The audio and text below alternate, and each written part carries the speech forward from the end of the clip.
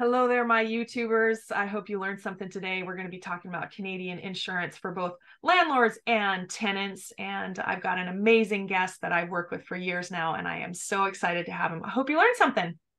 Okay, so now we're going to go into the podcast itself. Okay, here we go. Well, hello there. Welcome to My Life as a Landlord. I am Dr. Jen. I'm so happy that you've joined me today on this podcast. This podcast, after all, is an effort to educate both US and Canadian landlords and tenants who seek calm success. You like that? Calm success. We provide a predictable rotating 3 topics, including landlord info, tenant resources, and other Salisbury adventures where you never know what you're going to get. And whenever possible, I invite amazing experts to join me on a variety of topics while also pulling from my own experience with rentals on both sides of the border. And for those of you on YouTube at My Life as a Landlord, you will see I have a guest today, Scott Cameron from Paul River, British Columbia, who is all about the insurances. Yay. So happy to have you, Scott. Thanks for joining us. Thank you, Dr. Jen. Happy to be here and happy to hopefully answer some of the questions you've been getting about insurance. Great, great. Thanks so much. So first of all, I know you and I have worked together for years, which is why I'm pulling on your expertise. But how long have you been in insurance? Tell us the story. Yeah, so I've been working in the insurance industry since 2008. So we're basically 15 years now, 10 years full time. I started while I was at university and always wasn't sure if I was going to end up here, but got out of university and kept going with it. And here we are now. So it's been really good. Love it. Love it. Well, we're excited to have you. And of course, you're in Canada. There's not a whole lot of podcasts and resources for Canadian landlords, which really surprises me. And Hmm. so, with our listenership, half in Canada and half in the US, I'm trying to expand more resources for our Canadian folks. But you and I talked a little earlier about US versus Canadian insurance, and it's kind of in the same flavor. Is Yeah. that right? Yeah, I think if you're a landlord, if you're a tenant, there's going to be, I mean, there's similar aspects to that regardless of where you live anywhere in the world. And so when we're looking at insurance, I mean, a Canadian insurance policy might be slightly different than an American one, but by and large, the risks are the same. The types of coverage that are needed on both sides are the same. So I'll try and speak in general terms so that regardless of where you live or where you're thinking about renting or landlording, it'll be applicable. Some things to think about. Fantastic. So let's start with a simple question. As landlords and as tenants, why do we need insurance? Yeah, absolutely. I mean, insurance is important for everybody. It provides protection against catastrophic events, which can lead to financial devastation, Mm. right? I think an important part about insurance is we don't know when a disaster is going to strike. So sometimes people will think, all that money I throw away on insurance every year, I'll just put that in a savings account. And 20 years down the road, when I have that fire, I've saved up enough money, I'll be okay. Well, what if the fire doesn't happen 20 years from now? It happens tomorrow, right? We can't plan and predict everything when it's going to happen. So insurance comes in that. And for landlords, it's about protecting, a very valuable asset, right? Could be one of the biggest assets in your financial portfolio. You think about a risk like a flood or a house fire, hundreds of thousands of dollars in damage can add up very quick. So, you have to protect your investment there. And tenants often question the need for insurance, especially if they think, I don't have a lot of stuff. I'm not worried about my belongings. So they assume I don't have really any value to protect. What do I need the insurance for? But as far as contents go, a lot of insurance policies will pay on a replacement cost basis. So what that means is instead of you valuing your stuff at what am I going to get for it if I sell my furniture at a yard sale?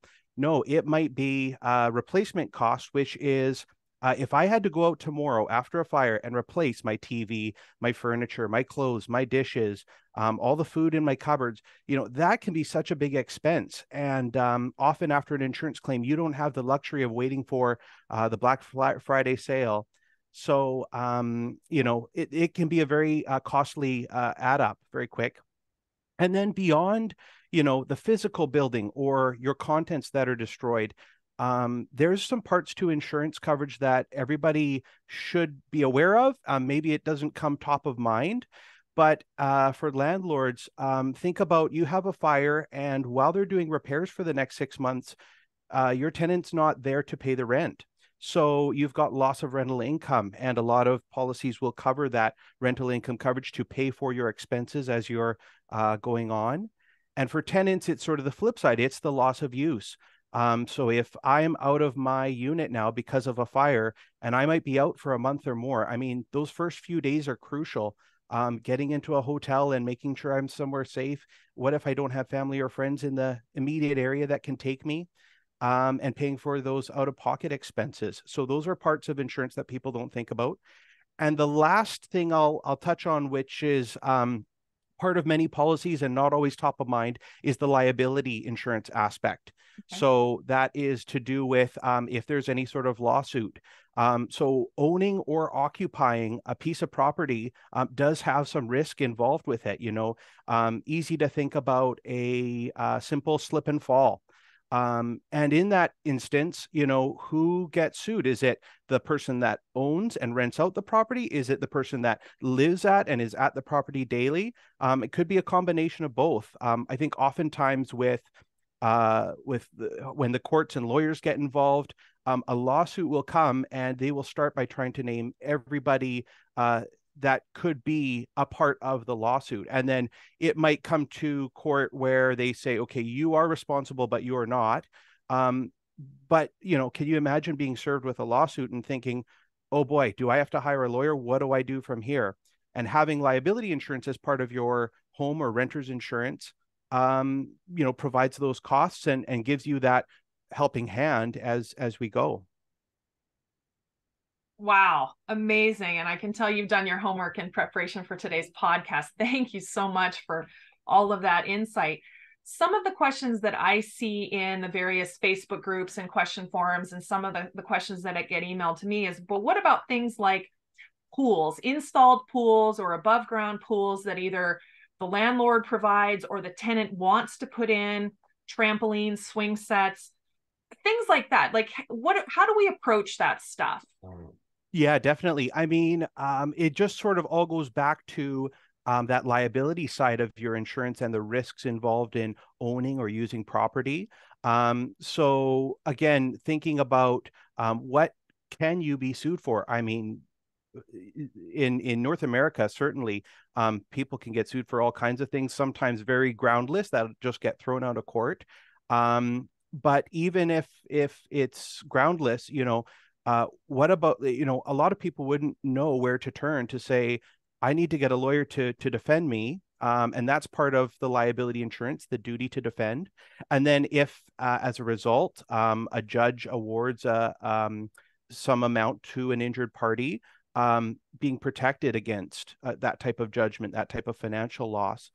So in terms of some of the things you mentioned, trampolines, swing sets, playgrounds, pools, those are all added risks to being on the property, right?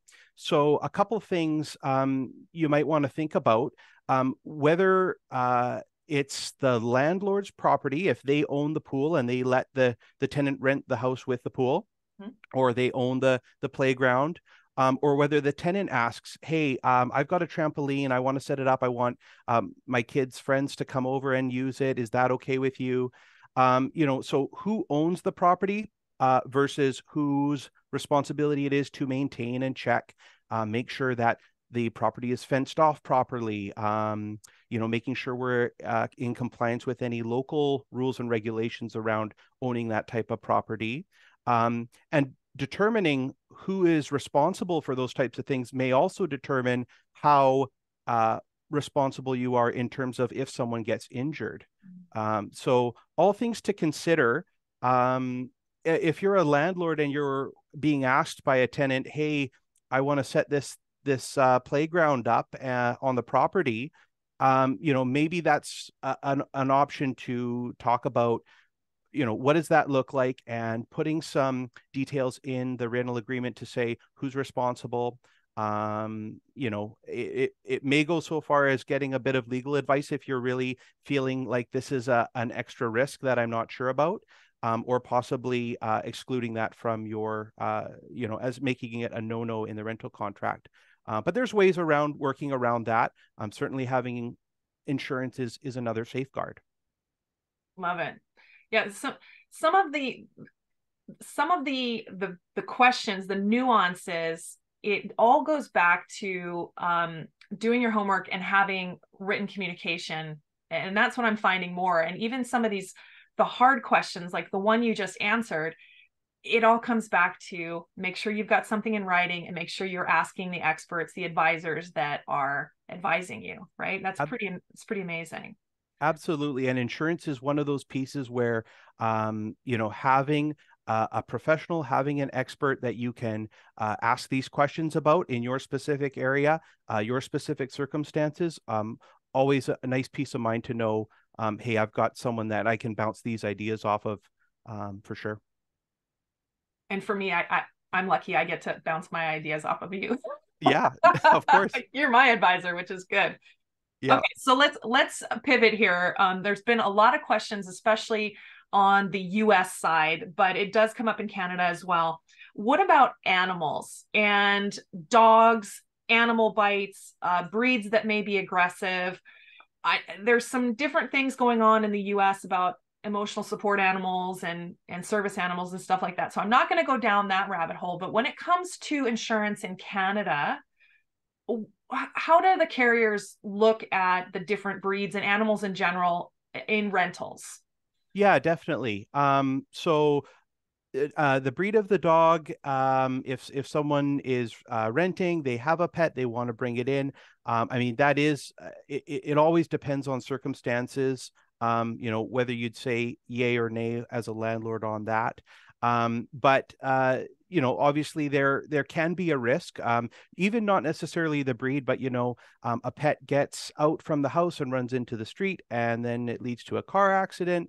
I mean, there's all kinds of things. We've even seen something as crazy as people keeping exotic pets. And you think about, I have a poisonous snake that gets on the loose or things like that. I mean, there's all these My things goodness. that can lead to liability, right? I mean, if you Google some wild stuff, you can sure find things have happened in the past. But as far as how does that look on the insurance side of things, I know here in Canada, a general home or tenant insurance application will ask, do you have any dogs? And if so, what are the breed? But at least here, I have never seen an issue where an insurance company has come out and said, this specific breed of dog, we will not write at all. I think it is on the application, though, because and this is probably similar in the States where insurance is all about collecting the information, and then an insurance company can underwrite that information or review it and determine how much risk are we willing to take on? Is there a way to mitigate some of that risk? And so by them asking the question, hey, do you have a dog, and is it one of these more potentially dangerous breeds, opens up that question. And if we also find out, oh yes, I have a quite a vicious breed of dog by trade, and it's also bit a few people in the past. Okay, well maybe there's some more questions we have to dig into here before we offer you liability insurance. But again, that's another aspect of just owning property or living or going about your daily life where there is some potential risk involved, and having insurance as a something to fall back on, important. Amazing. Thank you so much. The pool and trampoline swing set aspect and then the animals, that's typically some of the biggest confusing areas. And you've answered those questions pretty well, but let's zoom out a second and see, you write a lot of insurance for both landlords and tenants. I know you do because I've worked with you for years. So what mistakes do you see tenants? Let's talk about tenants. What mistakes do you see tenants making regarding insurance? Yeah, I would say there's three top mistakes that we see that a tenant might make when they're thinking about their insurance. The first one right off the bat is being, again, thinking that I'm a renter, I don't really have a lot of valuable things, maybe I don't need insurance. And again, we sort of talked about if the policy is designed to be a replacement cost policy, and you're thinking about, okay, if I have to go out and buy brand new everything that I own because it's all gone in a fire, it adds up so quick. So that's part one. The second mistake is kind of tied to that, and that's maybe not buying enough insurance. So typically on a renter's or a tenant's policy, the cost of your policy is going to be based on how much insurance do you need to replace all of your belongings. And a basic package might start with like a minimum $20,000 or $30,000 contents limit. So a lot of people will think, you know what, I don't really have a lot of stuff. My stuff isn't worth that much. The minimum limit's fine for me. I'll take a $20,000 policy.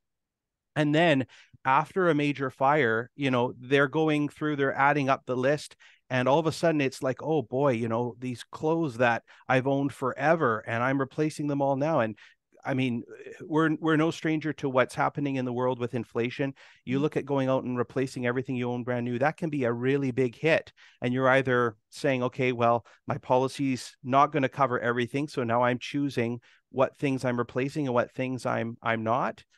And so that might be a tough point to think about if we don't have enough of a limit. And then the third mistake might be a lot of renters or tenants saying, how expensive is the insurance? Like, is that just it's probably unfathomable, like hundreds of dollars a month. I can't afford that. Making ends meet. And honestly, a basic insurance policy for a renter might only be $20 or $30 a month. Just to start out with a basic policy, it's not so bad, $1 a day. And I think that surprises a lot of people thinking it's going to be much more than it is. So overlooking that long-term financial implication of not having the right insurance after a disaster, the small cost of peace of mind is worth it. Mm-hmm.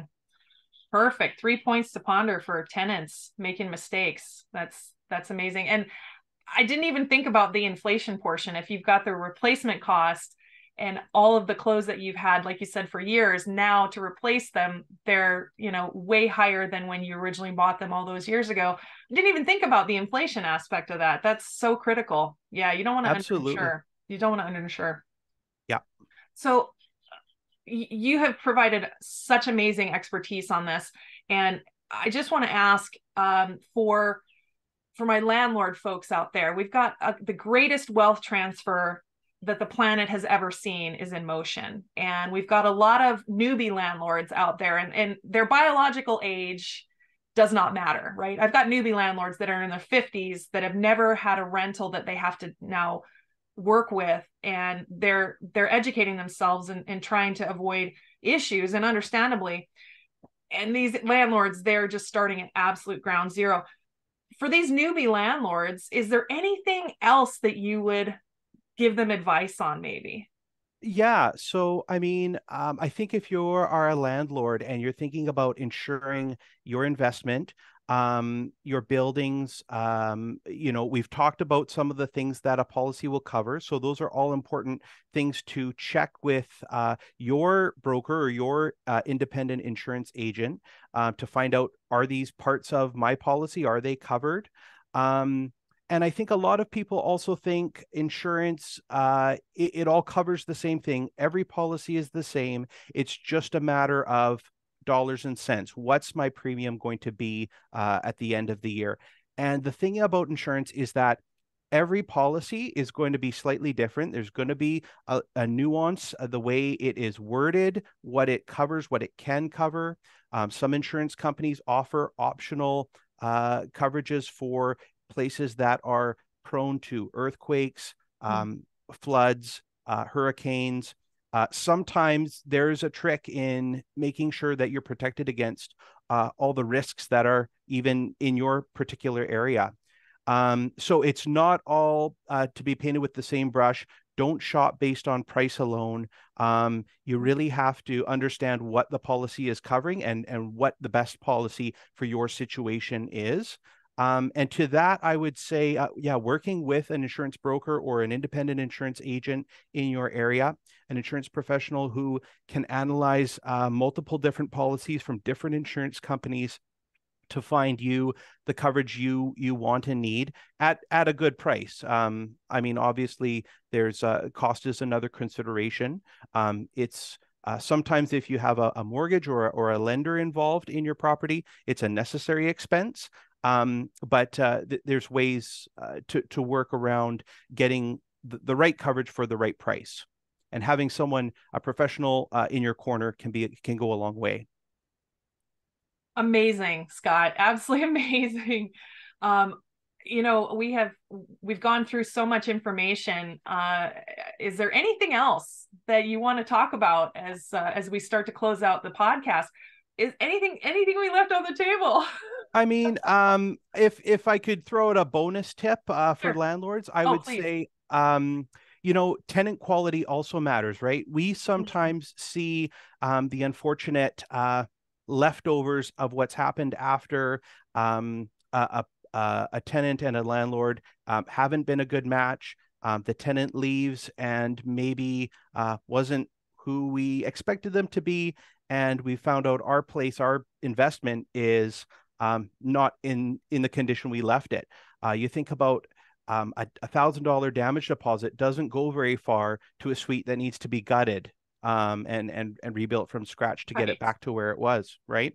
So, I mean, I think that's one other consideration to make, especially in that another important aspect of your insurance policy is that there's always going to be some exclusions, and it's not almost as important as understanding what is covered by your insurance is understanding what is excluded by your insurance. So sometimes the nuances are in the exclusions. So there are situations where people realize, boy, this wasn't covered by insurance. I can't turn a blind eye to who I'm renting my space to, knowing that I've got an insurance policy. And so sometimes doing a little work on the front end of things, screening your tenants, having good rental contracts in place, all of those other things you talk about are all part of protecting your investment. Love it. Oh my goodness. Wow, Scott, you've given us so much to think about today. Thank you so much for joining me. I really appreciate it. And you know, there's always there's always questions that come up, and maybe in 2024, I'd love to have you back on the show. You did great today. I'm so excited that you joined us. And I love that the call to action today, you actually came up with it, which was great. So for those listeners out there, whether you're in the US or Canada or beyond, here's your call to action. And this is from Scott. Not only do we want you to read your policy, read your insurance policy, like find it and read it, but then make sure you're talking to your local insurance agent about your coverages, your deductibles, your exclusions, and answer any questions. Make sure you really understand your policy. That's a tall order when you're talking about someone that may be new to rental insurance. But for my landlords out there, make sure you not only find your policy, read it, and you understand it. So there's your call to action today. As always, let me know your comments and questions by emailing me at learn@mylifeasalandlord.com. And don't forget, comments and questions create the next podcast and more resources. Speaking of resources, don't forget the free resources on the website, mylifeasalandlord.com, including 2 free blackout bingo cards. So if you have not checked out the bingo cards, go to the website, check it out. They're actually pretty cool. Me and my design team created them. And it's all about helping not only the newbie landlords, but also the pickle landlords. And you fill in the blackout bingo card as you complete your own education is what it is. And it's a free resource. Next week's podcast topic is tenant based. It's episode 48. And we're going to be doing a deep dive into normal wear and tear. Thank you again so much, Scott. We will see you next time. Bye for now. Thank